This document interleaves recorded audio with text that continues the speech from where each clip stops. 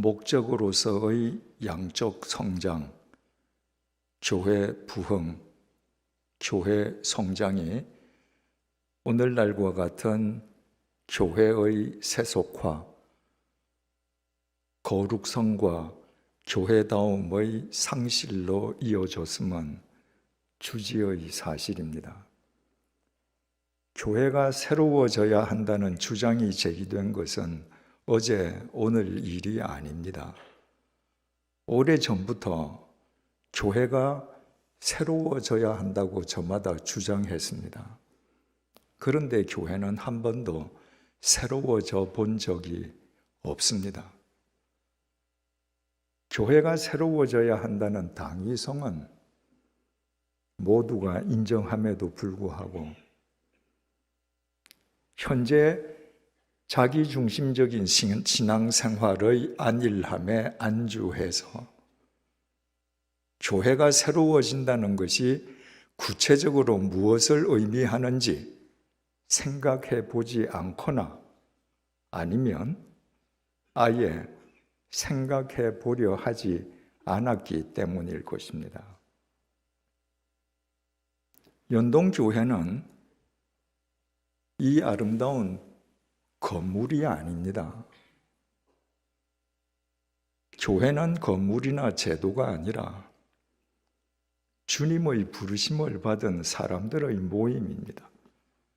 연동교회는 지금 이 자리에 앉아 계신 연동교회 교인 여러분들입니다. 여러분들이 하나님의 말씀과는 등지고 세상 사람들과 똑같은 방법으로 돈을 벌고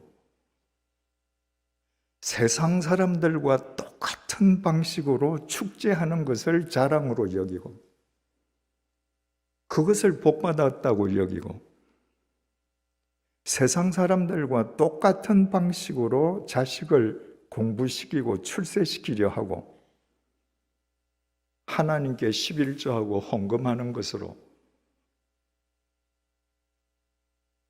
내가 좋은 교인이라고 생각한다면 여러분, 교회가 새로워질 수 있겠습니까?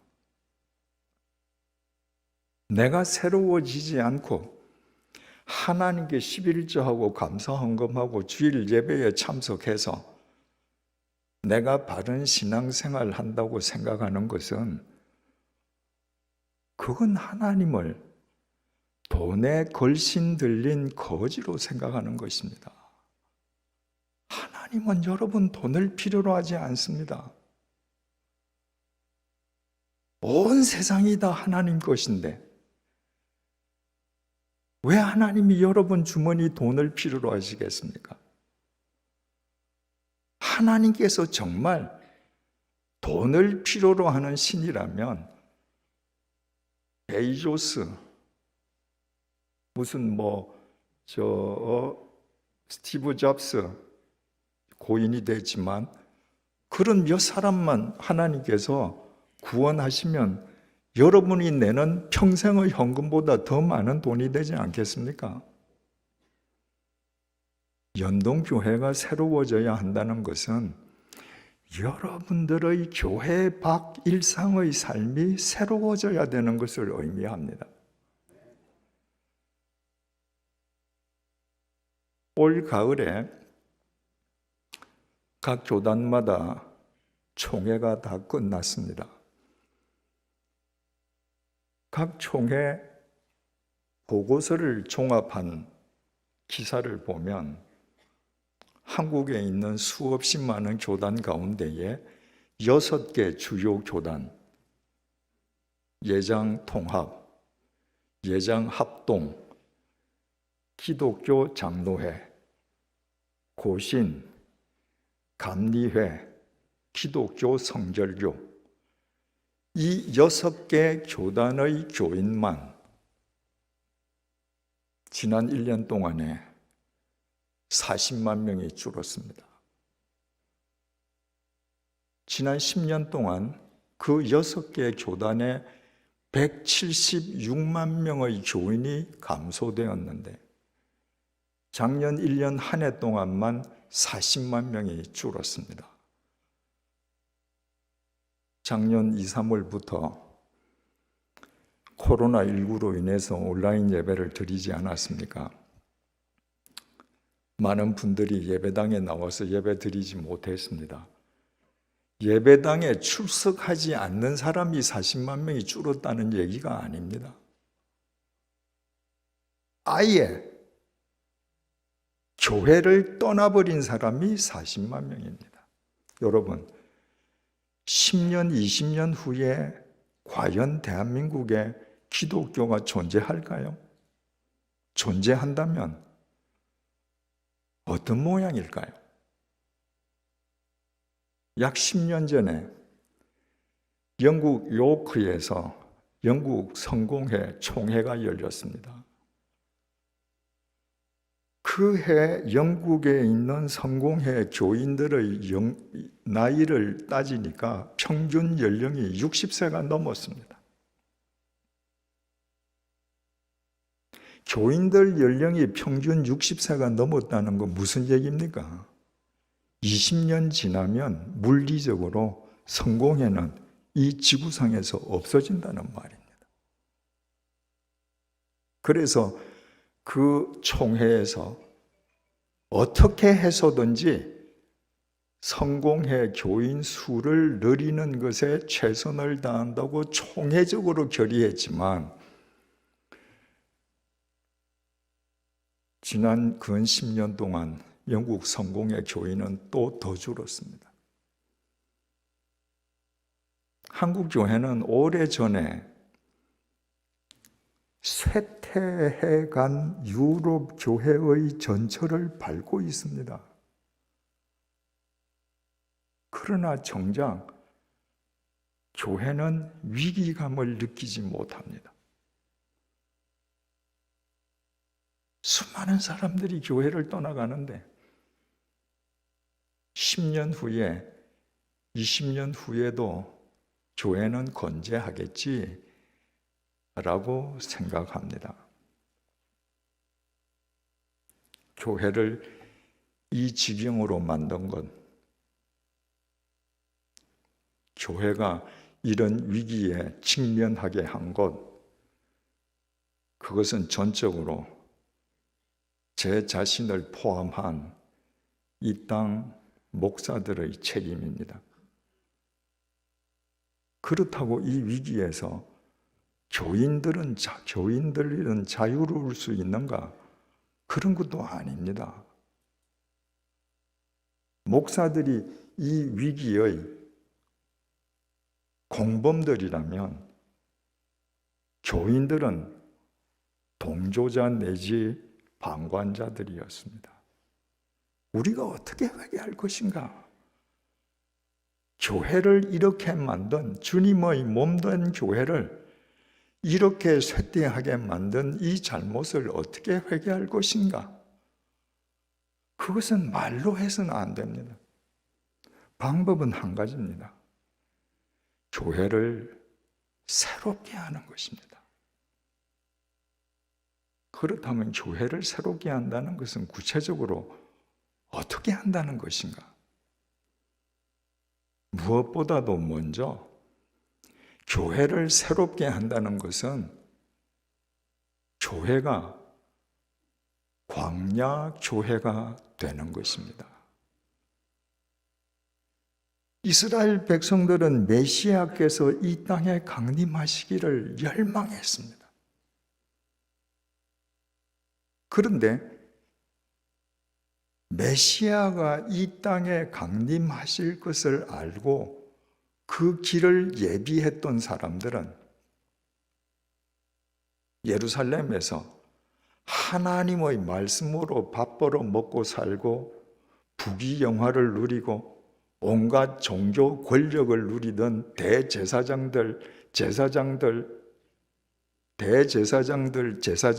서기관들, 율법사들이 아니었습니다. 세상에서 권력을 잡고 있던 사람들도 아니었습니다. 아무것도 가진 것 없는 세례자 요한이었습니다. 하나님 말씀으로 밥 먹고 살아가는 대제사장을 포함한 제사장들도 모르는데, 율법사들도 모르는데, 서기관들도 모르는데 어떻게 세례자 요한 그 단 한 사람은 알고 있었을까?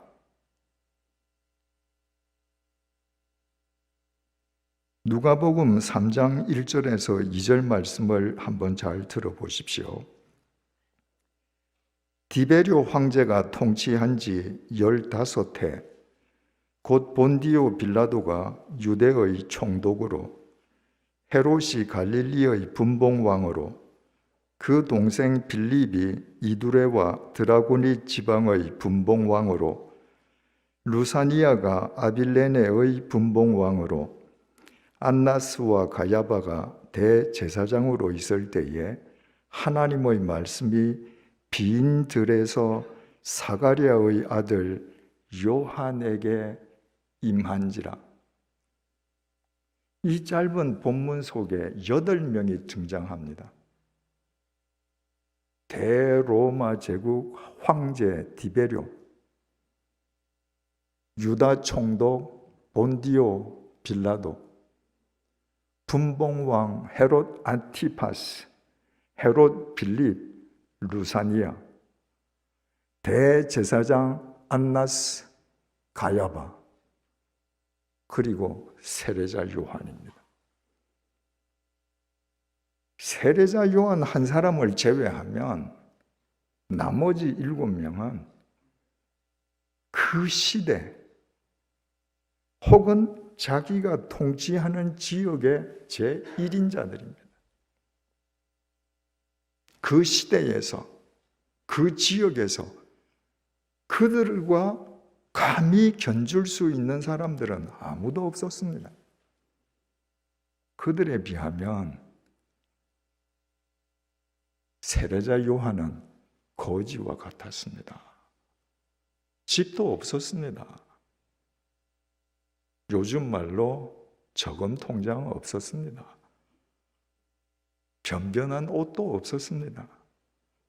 낙타 트롯에 가죽띠 띠고 살았습니다. 제대로 먹지도 못했습니다. 황제나 총독이나 분봉왕이나 대제사장들이 보면 이건 그냥 거린이에요. 하나님의 말씀은 그 사람에게 임했습니다. 메시아가 오신다. 길을 예비해라. 왜 요한에게 임했을까요? 왜 대제사장에게 임하지 않고 왜 황제에게 임하지 않았을까요? 로마 황제는 그 거대한 로마 제국의 삼권을 장악한 사람입니다. 로마 제국에서 가장 웅장한 황궁에서 사는 사람입니다. 본디오 빌라도 유다 총독, 유다 지방에서 철옹성 같은 총독 관저에서 삽니다. 분봉왕들 자기 통치 지역에서 그들의 왕궁보다 더 큰 집에서 사는 사람은 아무도 없습니다. 대제사장 안나스와 가야바, 그들이 얼마나 엄청난 대관저에서 살았는가 하면요, 마태복음 26장에서 예수님을 붙잡아다가 대제사장 집 마당에서 재판할 때 예루살렘 사람들이 그 집 마당에 모이지 않습니까? 그 정도로 마당이 넓었습니다. 그 정도로 대관저입니다.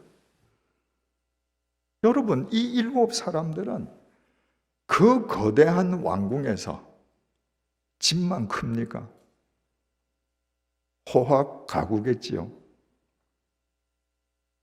금은 보화가 가득 찼겠죠. 총독도 분봉왕도 대제사장 안나스와 가야바도 그 거대한 대저택에서 주지 육림에 빠져서 사느라 그들의 마음이 세상으로 가득 차 있었습니다. 그들의 마음속에는 하나님의 말씀 단 한 단어도 들어갈 틈이 없었습니다. 세례 요한은 어디 있었는가? 빈 들에, 하나님의 말씀이 빈 들에서 사가랴의 아들 요한에게 임한지라. 세례자 요한은 빈 들에서 살았습니다. 아무것도 없이 비어있는 그 들을 자기의 숙소로 삼았습니다. 무슨 말입니까? 세례자 요한의 마음이 비어 있습니다. 그의 마음이 텅 비어 있으니까 그가 빈 들에서 살았습니다. 우리말 빈 들이라고 번역된 헬라어 에레모스는 아무것도 없는 광야를 의미합니다. 여러분 성지순례 하시면서 유대 광야 보셨습니까? 혹시 못 보신 분들은 다음에 성지순례 하시면 한번 가보시기 바랍니다. 광야는 아무것도 없습니다. 그래서 광야는 하나님만 보입니다.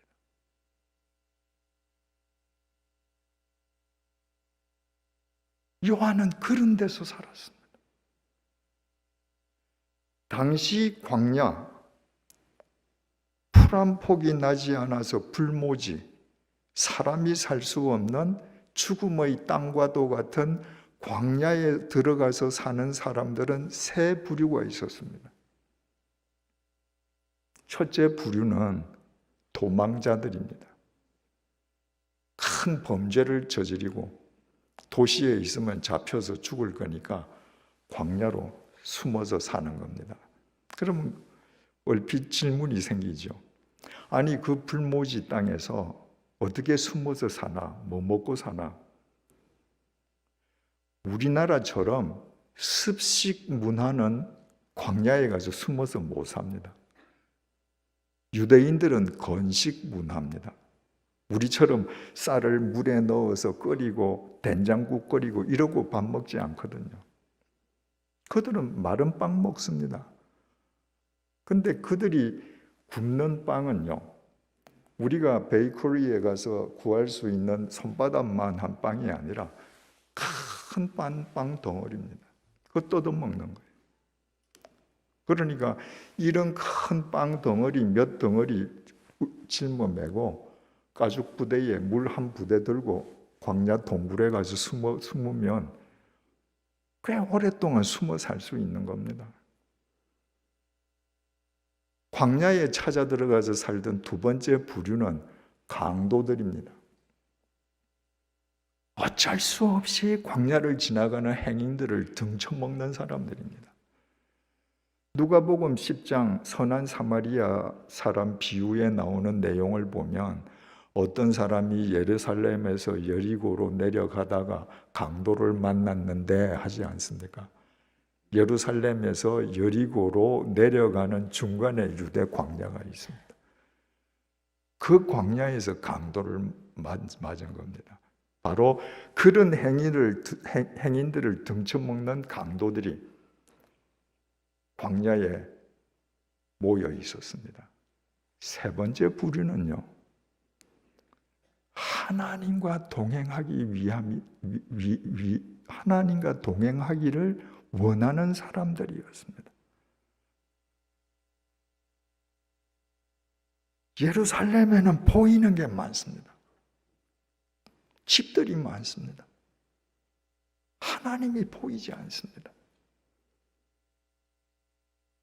광야는 아무것도 없기에 보지 않으려고 해도 하나님이 보이는 곳입니다. 제가 유대 광야를 한번 가보고요. 제가 유대 광야 갔을 때가 40대였는데, 내가 나이 들기 전까지 만약에 나한테 시간이 있어서 한 달 동안 내가 텐트를 치고 내가 살 수 있는 그런 시간적인 여유가 있다면 내 꼭 유대 광야에 와서 텐트 치고 한번 살아야지. 40대 때는 그럴 기회가 올 줄 알았습니다. 근데 70이 넘도록 그런 기회가 안 왔습니다.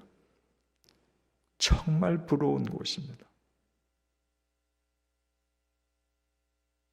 세례 요한은 그곳을 찾아간 사람입니다. 바울이 뭐라 그랬죠?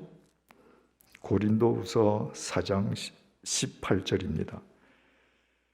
우리가 주목하는 것은 보이는 것이 아니요 보이지 않는 것이니 보이는 것은 잠깐이요 보이지 않는 것은 영원함이니라. 여러분들 댁에 계시는 것보다 예배당에 오면 좀 더 거룩하게 느껴지시죠? 이 보이는 거 지금 쇠퇴하고 있는 겁니다. 터키에 가서 보지 않았습니까? 2000년 전에 그렇게 사람들이 열심을 다해서 지었던 예배당들 다 허물어진 거예요. 이건 영원하지 않습니다. 그리스도인들은 보이는 것 너머를 보는 사람들입니다. 그것이 영원한 것이니까 광야에 가면 그 영원한 하나님만 보이는 것입니다. 예수님께서 이 땅에 태어나셨을 때 제일 먼저 예수님이 태어나신 것을 알고 가서 경배한 사람들이 있었습니다. 광야에서 양을 치던 목자들이었습니다. 그 목자들은 광야에서 양을 치다가 밤이 되면 모닥불을 피워놓고 하늘을 우러러 보던 사람들입니다. 그때 하늘에서 천사가 내려와서 얘기했습니다. 구주가 나셨다고. 가서 경배하라고. 예루살렘 대제사장들, 율법사들 예수가 태어난 줄도 몰랐습니다. 광야의 목자들이 먼저 알고 가서 경배했습니다. 예수님에게 제일 먼저 이분이 왕이시라고 예물을 바쳤던 사람들이 있습니다. 누굽니까? 동방박사들입니다. 무슨 박사? 천문학자들입니다. 별을 관측하는 사람들. 여러분, 오늘날에도 별을 관측하는 관측소는 도시 속에 있지 않지 않습니까? 저 외딴 산 속에 있습니다. 옛날도 마찬가지였습니다. 지금 대도시에 비하면 옛날 도시들은 도시라고 할 수도 없지만 그러나 옛날 도시도 도시거든요. 밤이 되면 집집마다 창문으로 다 불빛이 새어 나옵니다. 그런 데서는 하늘 별이 제대로 관측이 안 됩니다. 그래서 옛날 천문학자들도 다 광야로 나갔습니다. 광야 구릉에서 사방이 깜깜한데 하늘만 쳐다보던 사람들입니다. 그들이 메시아가 태어났다는 것을 알고 그 먼 곳에서부터 예물을 들고 와서 메시아에게 첫 번째 예물을 바친 사람들이 되었습니다. 보십시오. 메시아가 태어나실 것을 알고 그 길을 예비한 사람도, 메시아가 태어나신 것을 알고 제일 먼저 찾아가서 경배한 사람도, 메시아가 태어나신 것을 알고 제일 먼저 찾아가서 예물을 바쳤던 사람들도 다 광야의 사람들입니다. 광야의 사람들이었기에 하나님과 늘 대면하고 있었던 것입니다. 사도행전 7장은 그 유명한 스데반 집사의 설교 내용입니다. 그 스데반이 모세에 대해서 설교하면서 이렇게 증언합니다. 사도행전 7장 37절에서 38절입니다. 이스라엘 자손에 대하여 하나님이 너희 형제 가운데서 나와 같은 선지자를 세우리라 하던 자가 곧 이 모세라. 시내산에서 말하던 그 천사와 우리 조상들과 함께 광야 교회에 있었고 또 살아있는 말씀을 받아 우리에게 전해주던 자가 이 사람이라. 스데반이 모세에 대해서 설교하면서 모세가 400년에 걸친 이집트의 노예살이에서 해방시킨 이스라엘 백성들이 지금 광야에서 살고 있는데 그 광야에서 살고 있는 이스라엘 백성, 그 회중을 가리켜서 광야 교회라고 불렀어요. 예배당 없습니다. 성가대 없습니다. 그런데 광야 교회라 불렀습니다. 교회는 사람이니까요. 그런데 그 교회를 광야 교회라 그랬습니다. 그 이스라엘 백성들이 광야에서 스스로 광야 교회였기에 그들은 하나님의 불기둥, 하나님의 구름 기둥의 인도하심을 따라서 살았습니다. 내가 여기에 조금 더 눌러앉고 살고 싶은데도 구름 기둥이 일어나서 출발하면 텐트를 걷었습니다. 내 생각에는 한 5km만 더 가면 더 좋은 장소가 있을 것 같은데 구름 기둥이 멎으면 그 자리에 텐트를 쳤습니다. 그게 광야교회 교인들이에요. 여러분, 오늘날 교회는 어떻습니까? 오늘날 교회 예배당은 마치 철옹성 요새와도 같습니다. 목사도 보이고 장로도 보이고 권사도 보이고 교인들도 헤아릴 수 없이 보이는데 하나님이 보이지 않습니다.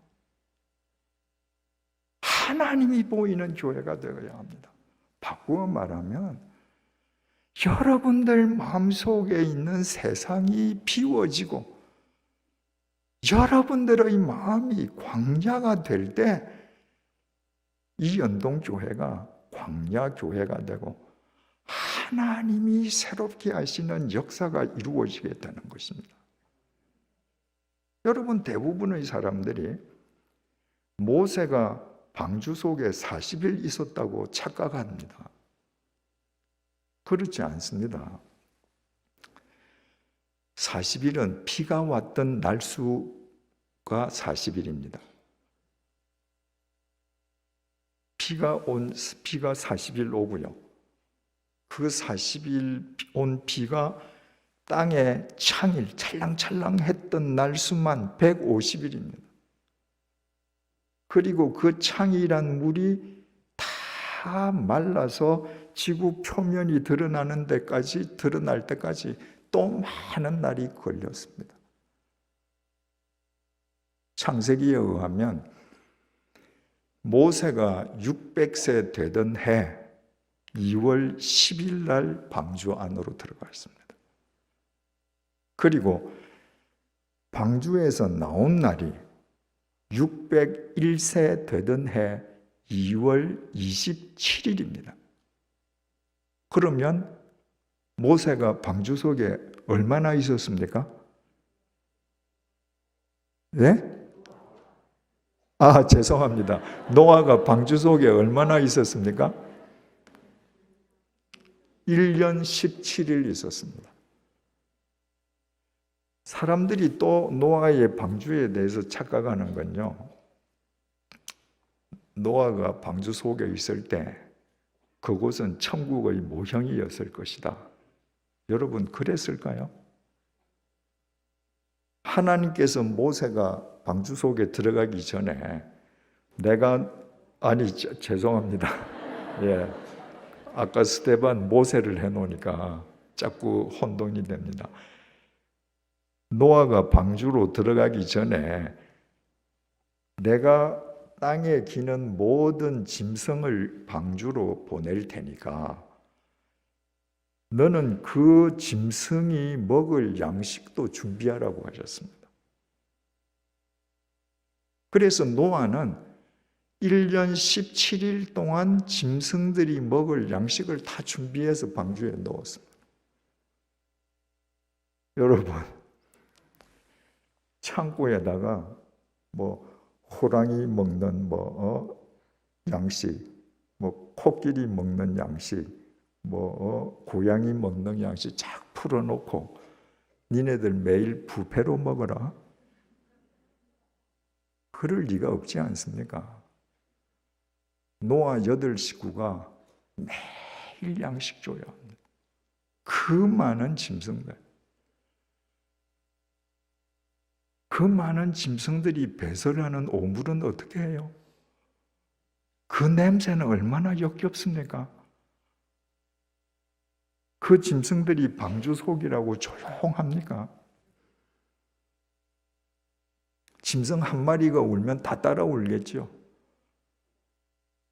여러분, 1년 17일 동안 노아의 방주는 정상적인 사람이라면 정신이 이상해질 수밖에 없는 공간이었습니다. 그 공간에서 노아는 멀쩡하게 자기 소명을 완수하고 나왔습니다. 어떻게 가능했을까요? 방주로 들어가는 문은 방주 옆에 있었습니다. 그 방주는 노아 8식구가 들어간과 동시에 하나님께서 닫아 걸었습니다. 노아 식구가 나올 때도 하나님이 열어주셨습니다. 그 큰 방주에는 창문이 딱 하나밖에 없었습니다. 보통 우리가 창문을 만들면 집 측면에다 창문을 만들지 않습니까? 노아 방주 속의 창문은 천정에 달려 있었습니다. 천정 한가운데 달려 있었습니다. 그 창문은 세상을 보는 창문이 아닙니다. 하나님과 대면하는 창문입니다. 내가 왜 오늘도 이 짐승들 밥 줘야 해? 왜 이 짐승들 오물 치워야 되지? 왜 이 짐승들 울음소리를 내가 듣고 이 밤도 내가 지새야 되지? 저분이 시켰었으니까. 저분의 명령이니까. 하나님을 향한 그 창이 있었기에 하나님과 눈을 맞추면서 노아는 1년 17일을 극복하고 이겨내고 인류의 중시조가 되었습니다. 노아가 그 방주 속에서 매일매일 하나님을 향해 하나님과 눈는 시선을 마주치는 창을 만들어 두고 있었다는 그런 의미에서 노아의 방주도 광야 방주였습니다.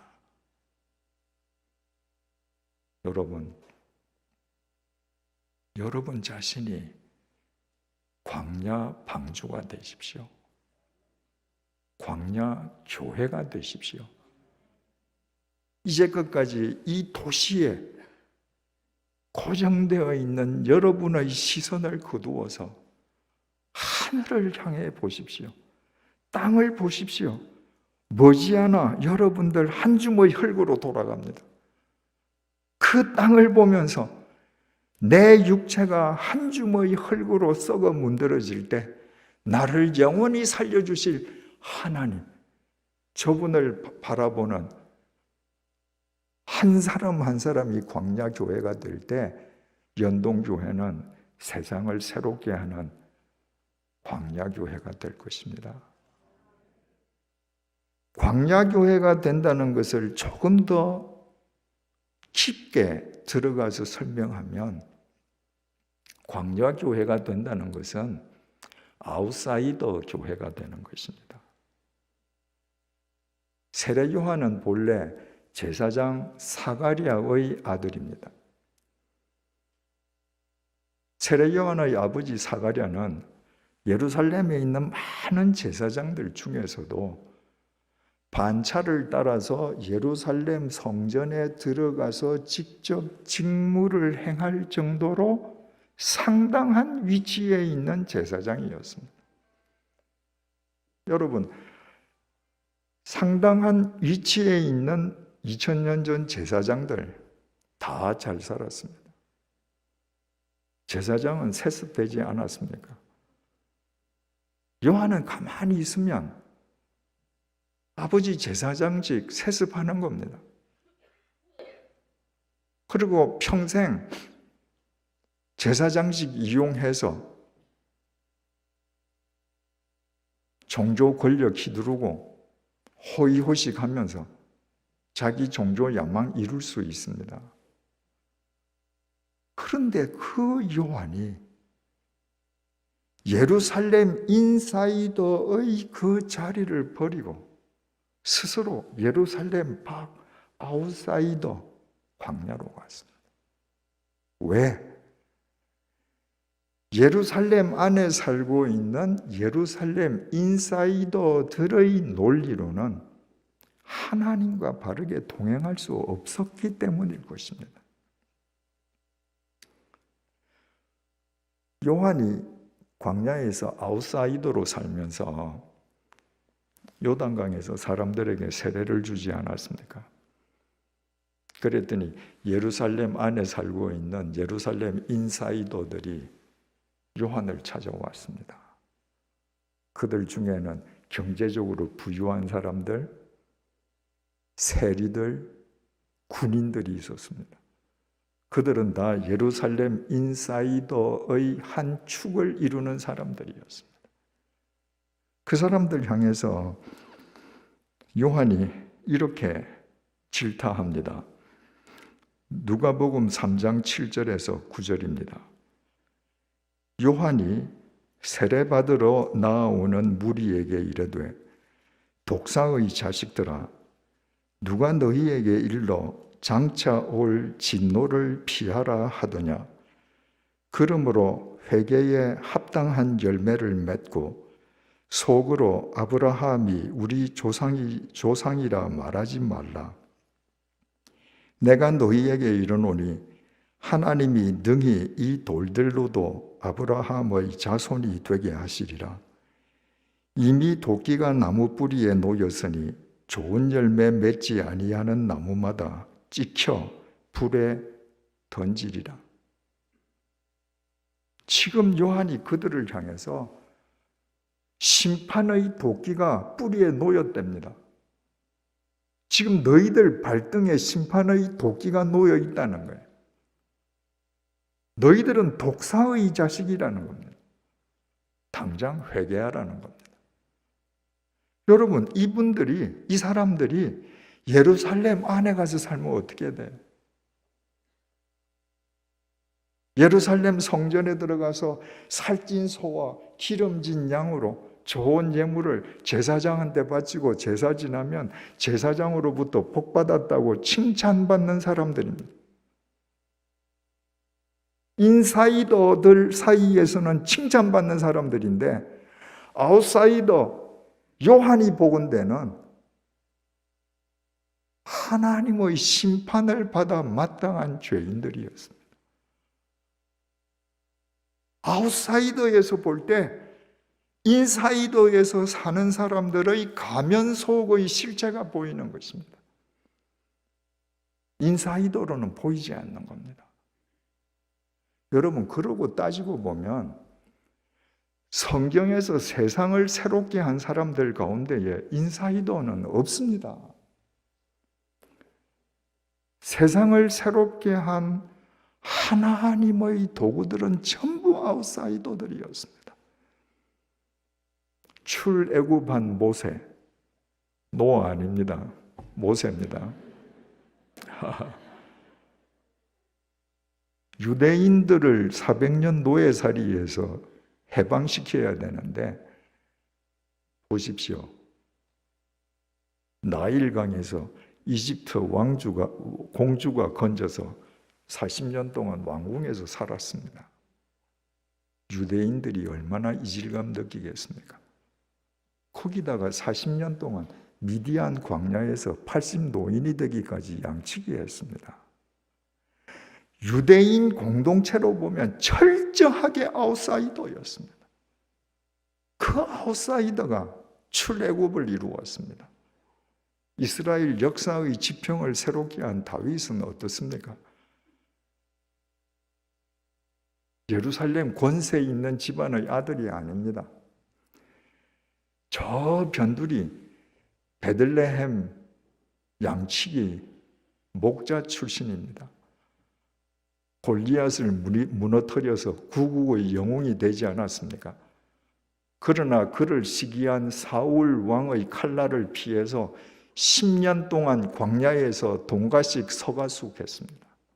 철저한 아웃사이더였습니다. 갈멜산에서 바알 선지자, 아세라 선지자 750명과 영적인 대결을 해서 이스라엘을 영적으로 쇄신시키고 육체의 죽음을 보지 않고 육체를 가진 채로 하늘로 올라갔던 엘리야,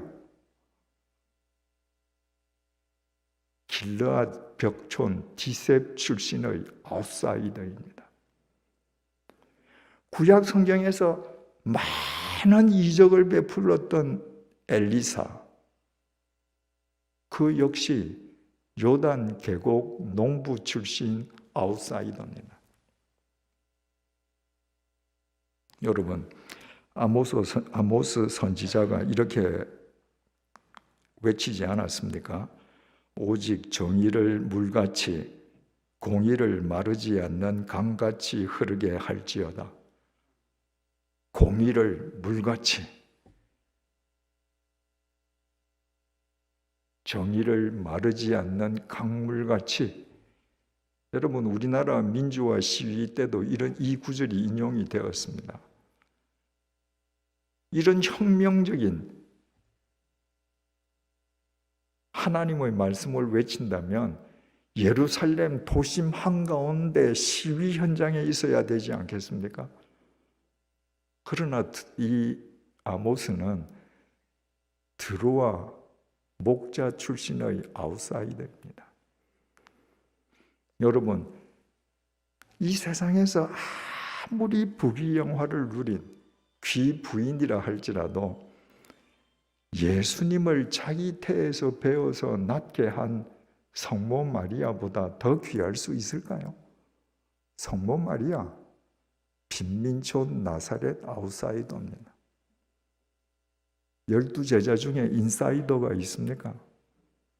전부 갈릴리 빈민촌 아웃사이더들입니다. 바울도 철저한 아웃사이더였습니다. 바울이 예수님의 부르심을 받는 순간 그는 인사이드 예루살렘 안이 아니라 아웃사이드 예루살렘 밖 다메섹으로 향하는 길 위에서 부르심을 받았습니다. 여러분, 우리는 뭐 길이라고 그러니까 오늘날과 같은 잘 포장된 길을 참 연상하기가 쉽지 않습니까? 그런데 예루살렘에서 다메섹 이르는 230km 길, 그 광야입니다. 광야. 그 광야 길 위에서 부르심을 받은 뒤로 죽을 때까지 아웃사이더로 살았습니다. 여러분, 하물며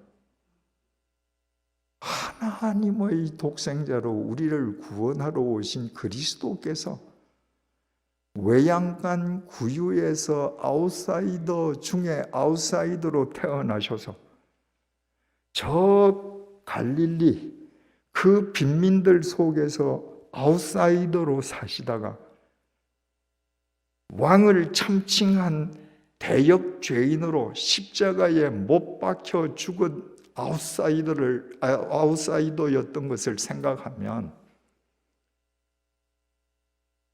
아웃사이더 아니고는 세상을 새롭게 할 수가 없습니다. 왜 그럴까요? 종교 집단이든 세상 집단이든 정치 집단이든 인사이더가 된 사람들 혹은 인사이더가 되기 원하는 사람들, 인사이더가 되고 싶어서 그 언저리를 맴도는 사람에게는 공통점이 있습니다.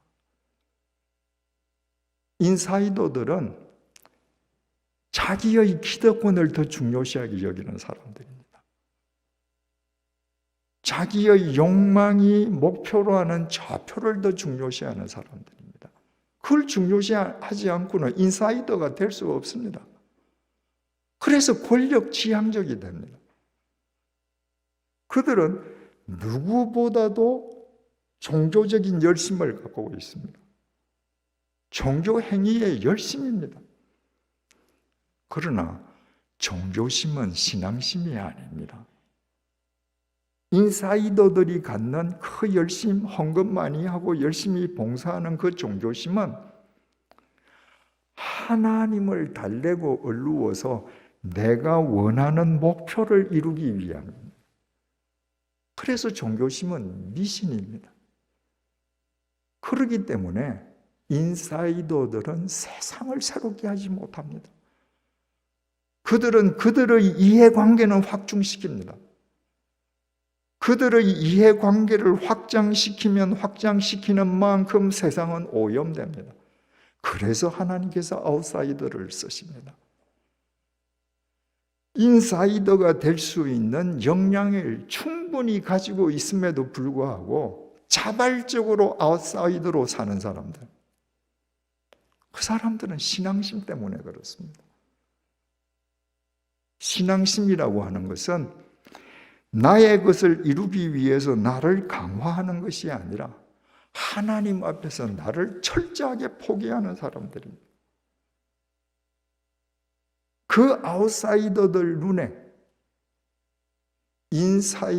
인사이더의 모든 위선과 이율배반과 모순이 보이는 것입니다. 그래서 아웃사이더들이 세상을 새롭게 하는 것입니다. 여러분, 지금까지 여러분들이 그리스도인이 되면서 인사이더들이 되기 위해서 애쓰셨습니까? 오늘 이 시간부터 여러분들은 스스로 요한처럼, 엘리야처럼, 엘리사처럼, 바울처럼, 예수님처럼 아웃사이더가 되어요. 그때 여러분 자신을 먼저 새롭게 할 수 있습니다. 여러분 자신을 먼저 새롭게 할 때 세상을 새롭게 하는 주님의 오른팔 왼팔이 되는 것입니다. 광야 교회가 되고 아웃사이더 교회가 되고 아웃사이더 교회가 된다는 것은 조금 더 깊이 설명하면 그림자 없는 교회가 되는 것입니다.